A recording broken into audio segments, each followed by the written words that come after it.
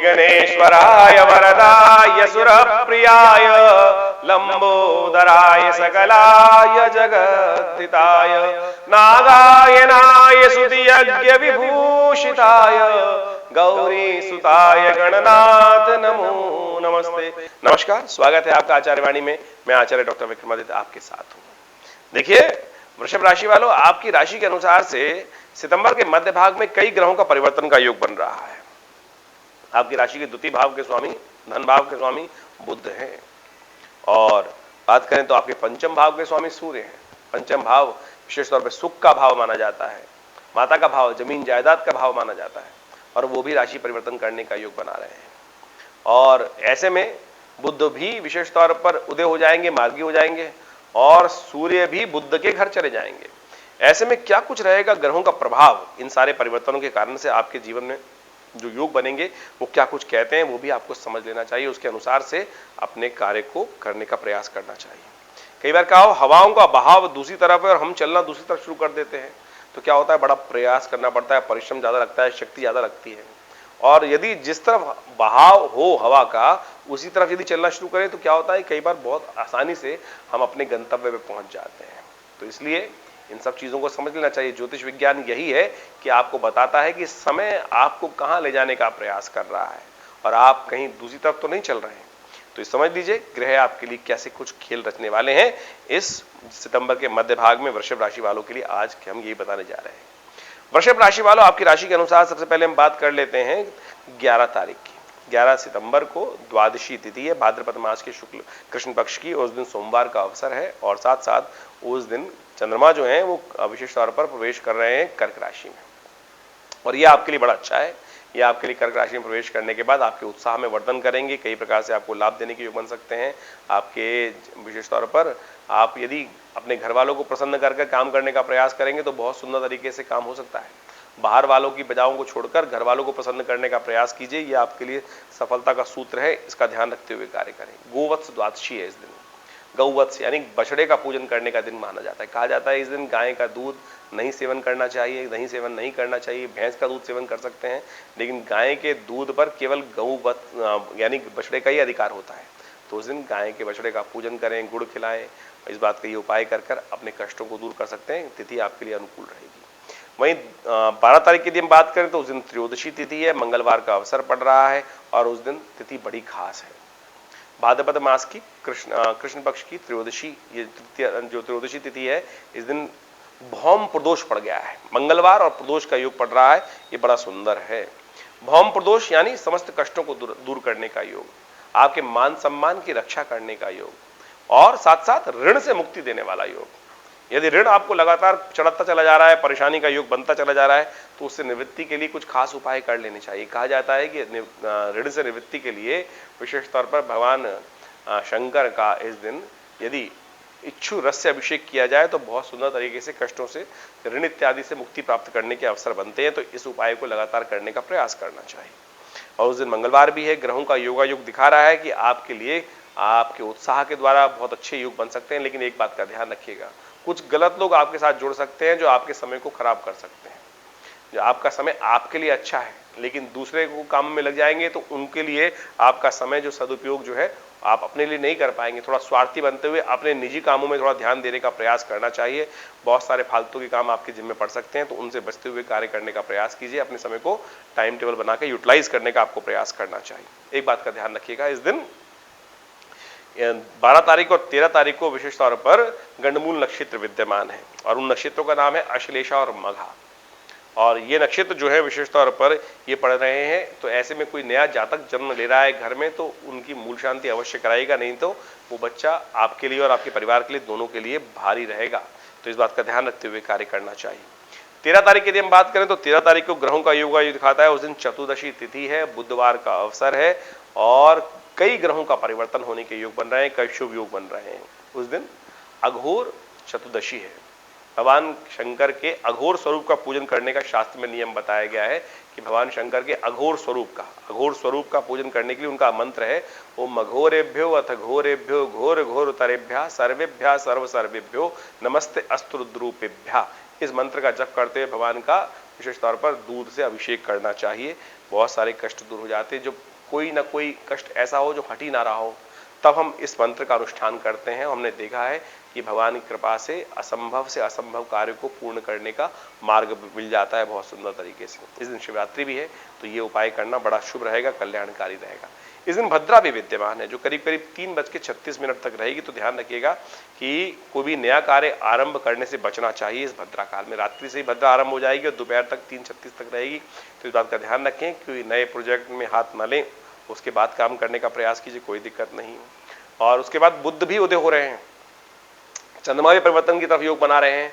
तो चंद्रमा का परिवर्तन आपके लिए अच्छा रहेगा। आपके लिए सूर्य के साथ और बुध के साथ चंद्रमा का योग बन रहा है, वो आपके लिए बड़ा अच्छा है। आपके मैनेजिंग कैपेसिटी को, क्योंकि बुध उदय हो रहे हैं, वो थोड़ा सा और इंप्रूव करेंगे।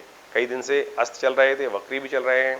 तो ऐसे में क्या हो रहा होगा कि बहुत सारी चीजों को ऑर्गेनाइज करने में दिक्कत आ रही होगी। लेकिन अब जब उदय होने जा रहे हैं तो उस चीज में भी आपको थोड़ा सा रिलीफ मिलने के योग बन सकते हैं आज के बाद से। तो थोड़ा ध्यान रखते हुए कार्य करेंगे तो बहुत सुंदर रहेगा। उपाय जो बताए हैं उनको करिए, अच्छा रहेगा आपके लिए। 14 तारीख के दिन हम बात करें तो उस दिन अमावस्या तिथि है, बृहस्पतिवार का अवसर है। देखिए बृहस्पतिवार के दिन अमावस्या पड़ रही है, तो ऐसे में बड़ा सुंदर योग लेके आ रही है। पैतृक कार्यों के निमित्त ये अमावस्या प्रशस्त कही गई है। तो पितरों के निमित्त, पितृण से निवृत्ति के लिए उनका पितरों का तर्पण करना, ब्राह्मणों को भोजन कराना, खीर बनाकर गरीबों को खिलाना, ब्राह्मणों को खिलाना, ये सब उपाय कर कर आप अपने जो पितृण से निवृत्ति के योग बन जाते हैं। कई बार क्या होता है कि हम सब काम अच्छे कर रहे होते हैं, लेकिन फिर भी कहीं ना कहीं आपके कार्यों में कुछ ना कुछ रुकावट चल रही होती है। हो सकता है कि आप पितृ निमित्त कार्य कर नहीं पा रहे हो, तर्पण इत्यादि करते ही नहीं है लोग आजकल अपने, इसलिए जिनको अपने पितरों के निमित्त बार बार पितृ सपने में आए जा रहे हैं, बार बार उनका ध्यान आता चला जा रहा है। जो लोग चले गए हैं उनका भी ध्यान बार बार उनका आपके मनोमस्तिष्क में उनका विचार आता रहता है। तो ये दिखा रहा है कि कहीं ना कहीं वो आपसे कुछ अपेक्षा कर रहे हैं। तो उनके निमित्त इस अमावस्या के दिन विशेष तौर पर ब्राह्मणों को भोजन करा दीजिए, खीर बना के गरीबों को खिलवा दीजिए। बृहस्पतिवार के दिन योग पड़ रहा है तो बड़ा सुंदर योग है, इसको अवश्य लाभ लेने का प्रयास कीजिए। ग्रहों का योग आपके अनुकूल दिखाई देता है, सुख का पदार्पण हो सकता है, लेकिन थोड़ा सा आपको एक बात ध्यान रखना है कि पेट संबंधी रोग परेशान कर सकते हैं। तो उनको ध्यान रखने के लिए क्या किया जाए, थोड़ा हरड़ का सेवन कर लीजिए, थोड़ा स्वास्थ्य का ध्यान रख लीजिए, तो ये अच्छा रहेगा। तो आपके लिए इन सब उपायों करने का प्रयास कीजिए, अच्छा रहेगा। बात कर लेते हैं 15 तारीख की। 15 तारीख को अमावस्या उदय तिथि के रूप में विद्यमान रहेगी, लेकिन थोड़ी देर के लिए विद्यमान रहेगी, केवल 2 घड़ी के लिए। लेकिन इस अमावस्या को पैतृक कार्यों के नहीं, दैव कार्यों के लिए कहा जाता है। और देव कार्यों के निमित्त भगवान सूर्य को जल दें, देवताओं के निमित्त तर्पण करें। और ये देव जैसे पितरों के निमित्त तर्पण किया जाता है, उसी प्रकार से देव तर्पण भी किया जाता है। तो इसको भी कर लेना चाहिए। कोई अच्छा योग्य ब्राह्मण आपको उसका रास्ता बता देगा, अवश्य करने का प्रयास कीजिए। तो सुबह सुबह तो सबसे अच्छा ये है कि आप सूर्य से पूर्व उठ स्नान कर भगवान सूर्य को, केवल 2 घड़ी के लिए है अमावस्या, उसी समय पर भगवान को दर्शन कर सूर्य उदय होते सूर्य को दर्शन कर उनको अर्घ दीजिए। थोड़ा से तांबे के लोटे में जल लेकर, पीला पुष्प लेकर उनको तर्पण करने से, उनको अर्घ देने से आपके समस्त कष्ट दूर होने के योग बनेंगे। इस दिन आटे का दान करना चाहिए, यह भी बहुत शुभ रहेगा। ग्रहों का योग परिवर्तन की तरफ जा रहा है और यह परिवर्तन, चंद्रमा का परिवर्तन जो होगा, यह आपके लिए अच्छा रहेगा। आपके शत्रुओं पर विजय प्राप्त करने का अवसर बन सकता है। कोई आपका बिगाड़ कुछ नहीं पाएगा, इसलिए आगे बढ़ के काम करने का प्रयास करें। जो आपके बारे में अहित सोचेगा, इस दिन ऐसा योग बन रहा है कि उसका ही नुकसान होगा। तो इसलिए आप अपने चाल में मस्त होकर चलने का प्रयास कीजिए, आपके लिए बड़ा अच्छा रहेगा। 16 तारीख के लिए हम बात करें तो उस दिन प्रतिपदा तिथि है। भाद्रपद मास के कृष्ण पक्ष का, शुक्ल पक्ष का आरंभ हो रहा है। प्रतिपदा और शनिवार का अवसर है और बुध भी मार्गी होने जा रहे हैं। ये बुध के मार्गी होने से आपके कार्यों में बहुत जबरदस्त तरीके से इंप्रूवमेंट आने के योग बनेंगे। आपके मनोमस्तिष्क में, विचारों में पॉजिटिव चेंजेस आने के योग बनेंगे, जो आपके लिए बुद्धि के अनुसार से और धन के हिसाब से, दोनों के हिसाब से अच्छे रहेंगे। तो इसका यूटिलाइज आपको करने का प्रयास करना चाहिए। शनिवार का अवसर है और शनि महाराज आपकी राशि के अनुसार से इस वक्त सफलता वाले भाव में चल रहे हैं, लेकिन वक्र गति में। तो ऐसे में आप हनुमान जी के मंदिर में जाकर हनुमान जी के निमित्त एक पीपल के पत्तों की माला उन्हें अर्पित करने का प्रयास कीजिए। बड़ा सुंदर उपाय रहेगा और ग्रहों को आपके अनुकूल करेगा। तो इस उपाय को करके लाभ ले सकते हैं आप। 17 तारीख के लिए हम बात करें, 17 तारीख की तिथि बहुत विशेष है और उस दिन द्वितीया तिथि है। भाद्रपद मास के कृष्ण पक्ष की द्वितीया, ये द्वितीया का चांद होता है ना, वो विशेष तौर पे आपके बहुत सारे कष्टों को हरने के लिए आई है ये तिथि, और इसको अवश्य करना चाहिए। और साथ साथ दिन संक्रांति भी पड़ गई है। संक्रांति रविवार का योग है, संक्रांति साथ पड़ जाए तो हृदय नाम का योग बन जाता है। कहा जाता है इस हृदय नाम के योग में भगवान के निमित्त यदि उपाय कर ली जाए, सूर्य नारायण के निमित्त उपाय कर ली जाए तो मन से रोष, दोष, क्रोध सबसे दूर होने के योग बन जाते हैं। सबके जितने दोष होते हैं, कीर्ति के संबंध में कोई दिक्कत आ रही है, पॉलिटिशियंस हैं, सफलता नहीं मिल रही है, तो उनके लिए बड़ा सुंदर योग बन रहा है। तो ऐसे में इस दिन विशेष तौर पर गायत्री का जप करना चाहिए, आदित्य हृदय स्तोत्र का पाठ करना चाहिए, उससे और साथ साथ नमक का दान करना चाहिए, गेहूं का दान करना चाहिए। इन सबसे कल्याण के योग बन जाते हैं। उड़द का दान भी करना, पंखे का दान करना बड़ा शुभ कहा गया है। और आपकी राशि के अनुसार से चंद्रमा का ये परिवर्तन जो हो रहा है, सूर्य का परिवर्तन, ये पंचम भाव में हो रहा है। नए संपर्कों को साधने का समय आपके लिए है 1 महीना, तो इसलिए अच्छे से नए संपर्क को साधने का प्रयास कीजिए। वैसे हम अलग से एक वीडियो बनाएंगे इसके ऊपर, जो आप समझ लीजिएगा पूरा 1 महीना आपके लिए सूर्य क्या करने वाले हैं, तो इसको आप समझकर बहुत सुंदर तरीके से इसका लाभ ले सकते हैं। तो और साथ साथ एक बात और, चंद्र मैंने कहा था, हमने आपको बताया चंद्र दर्शन बहुत विशेष है।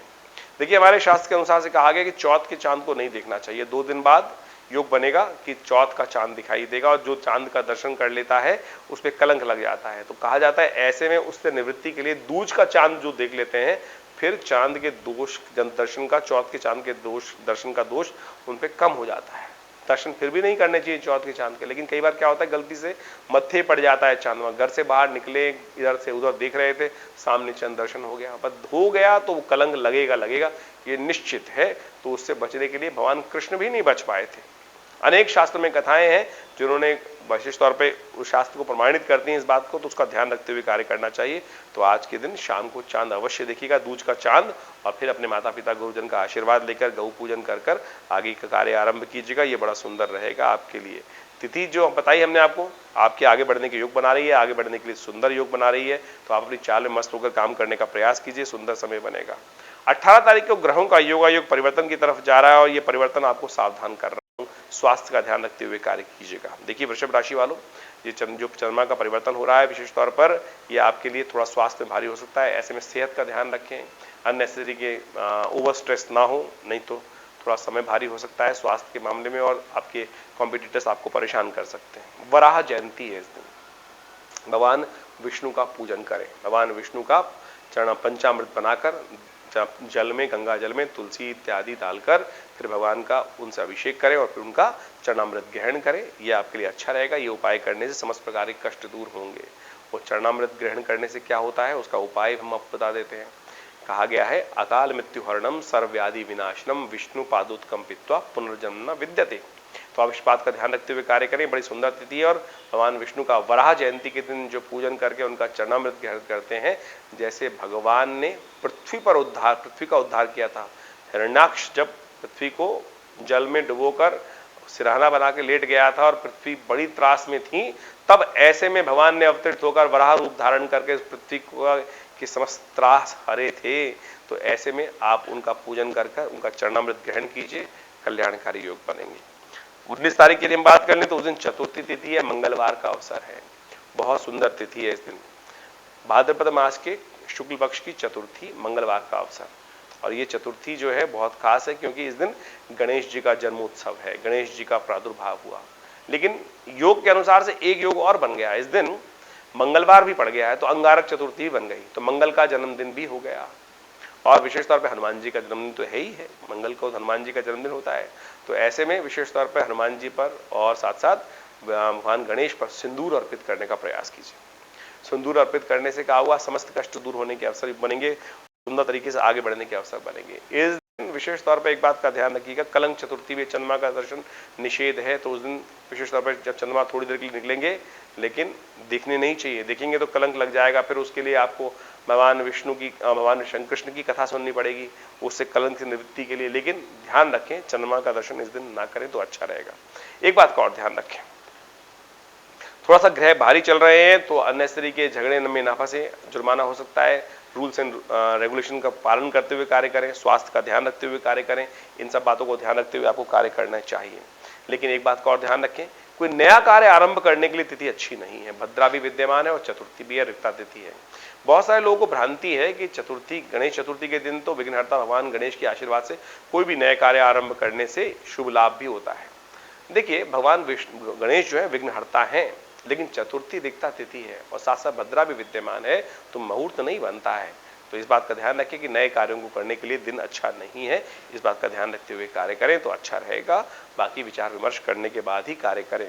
20 तारीख की हम बात करें तो बात कर लेते हैं, उस दिन पंचांग के अनुसार से पंचमी तिथि है और साथ साथ बुधवार का अवसर है। ग्रहों का योग परिवर्तन की तरफ जा रहा है और ये परिवर्तन आपके लिए अच्छा रहेगा, लेकिन फिर भी मन में थोड़ी खटपट लगी रहेगी, मन में थोड़ा भय व्याप्त रहेगा। मन के भय को दूर करने के लिए उपाय करना चाहिए। संत महात्माओं की सेवा करें, उनको आशीर्वाद लें, क्योंकि ऋषि पंचमी है इस दिन।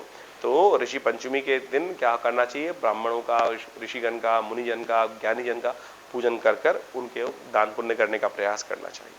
चंद्रमा वृश्चिक राशि में जाने के कारण से थोड़े से ढीले रह गए हैं, तो उनके निमित्त क्या करें, उनके निमित्त दूध का दान करने का प्रयास कीजिए, ये अच्छा रहेगा। इससे आपके कार्यों में कुछ इंप्रूवमेंट आने के योग बनेंगे। नमस्कार।